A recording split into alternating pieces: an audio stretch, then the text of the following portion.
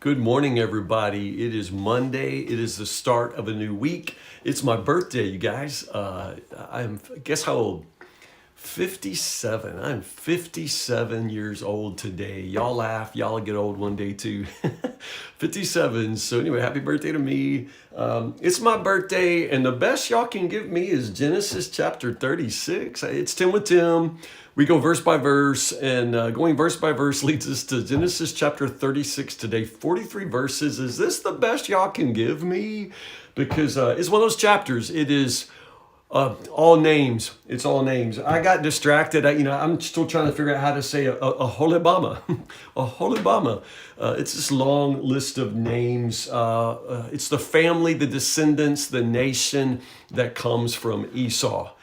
So with this chapter, we're sort of wrapping up the saga of Esau. He will appear, so to speak, in the following history of Israel as the nation Edom.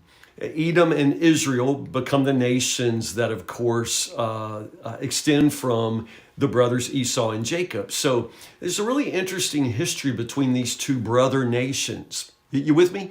They're brother nations, and it's a very unique relationship. Now, unlike some of the other, patriarchal, nations, Ishmael, for example, that is another one of those, unchosen sons who founds a great nation. The nation here of Edom is different. It is outside of Canaan, of course, prospered simply because of association with the blessings of Abraham. But at the same time, it's different. There's more of a blood relation. Ishmael and Isaac had different mothers, but Jacob and Esau, they share the same mother, and they share a longer history. And so for that reason, the relationship of Edom and Israel is very interesting and very complicated. So you read chapter 36 as that. It's sort of the backstory, the lineage that brings us to the nation Edom. Now, if you remember and assume that Genesis is being written by Moses for the children of Israel fresh out of slavery, then this becomes important because one of the first groups they encounter is the Edomites, the nation of Edom.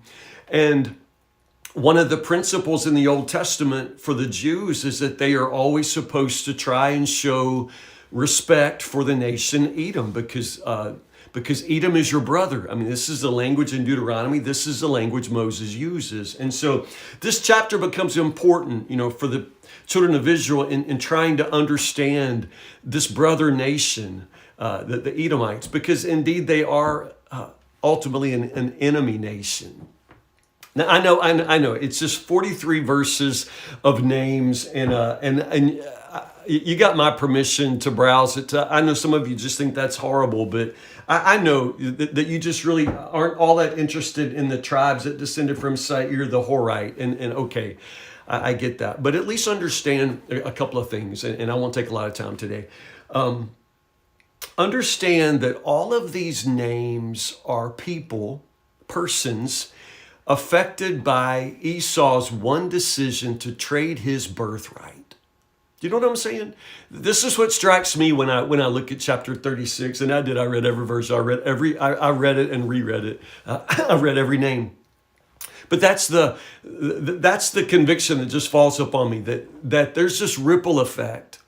That as we read, and you remember the day we did that story where Esau, trades away his birthright for a bowl of bean soup.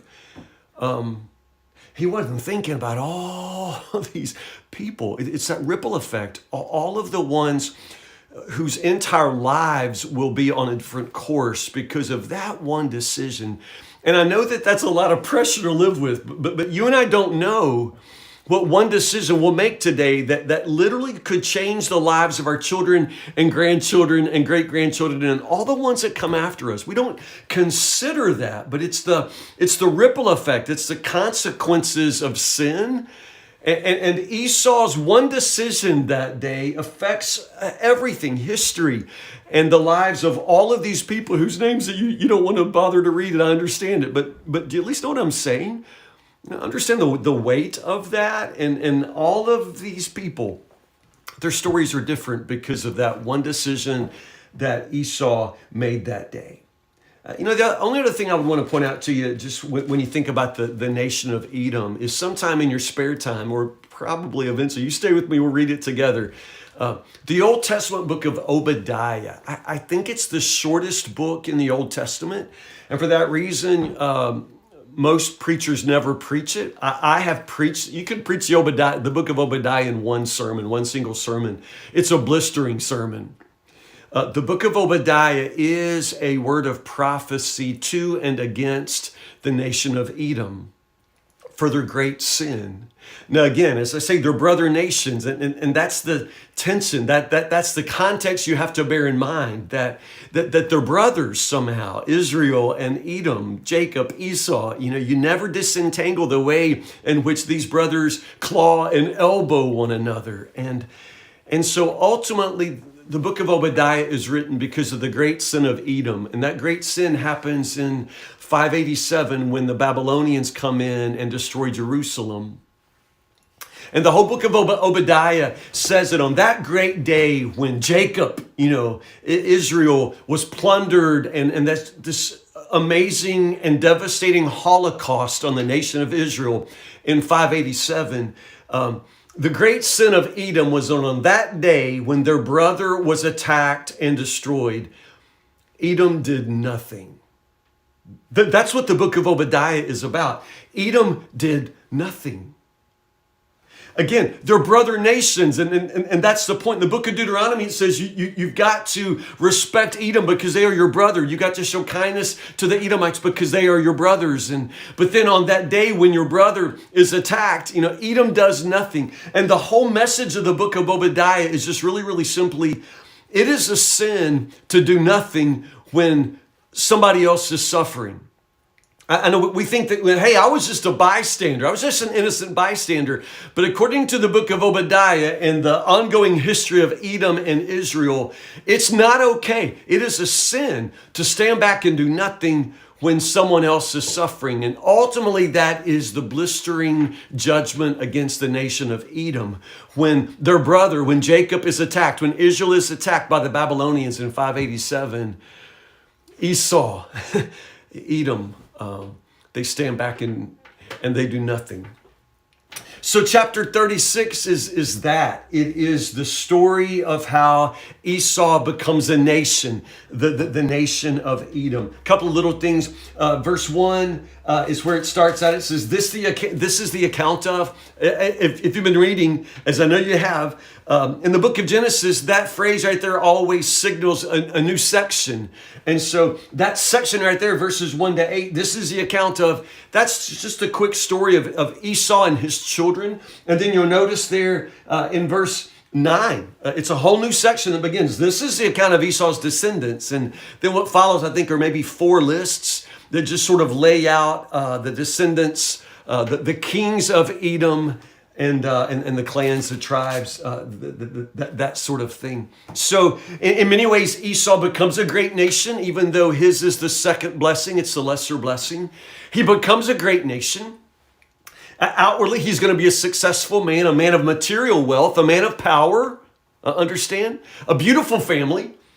But you just got to understand, a beautiful family doesn't necessarily mean a spiritual family or a healthy family. And political importance doesn't necessarily mean, importance in God's eyes. In the same way, political power doesn't necessarily mean power with God. And Esau is a story of a man whose life drifts further and further from God. Remember, he trades it all away from the very beginning. And after that, Esau never really is that man who lives his life in proximity to God. He moves outside of Canaan. He will be blessed as far as a man can be blessed, but it's worldly blessing, understand, and ultimately the nation of Edom will be judged. So anyway, that sort of puts the period to the story of Esau for us. We're going to pick up tomorrow with the new saga, the story of Joseph, and you know it's good. You know it's good. And can you believe it? This is the story that will take us all the way to the end of the book of Genesis. So we start tomorrow, Genesis chapter 37, verses 1 to 17. Genesis 37, 1 to 17. That's for tomorrow. We start the story of Joseph. So listen, enjoy this wonderful day. It's my birthday, so y'all go out and have a good time for me today. Enjoy this day, celebrate today, and I'm gonna do the same thing. Actually, every day with you is a blessing. Every day, these 10 minutes are a blessing to me, and I thank you for being my friend and my partner in the Word of God. Stay in the Word, and I'll see you in the morning, Lord willing, at 10 o'clock for 10 with Tim. I love you guys.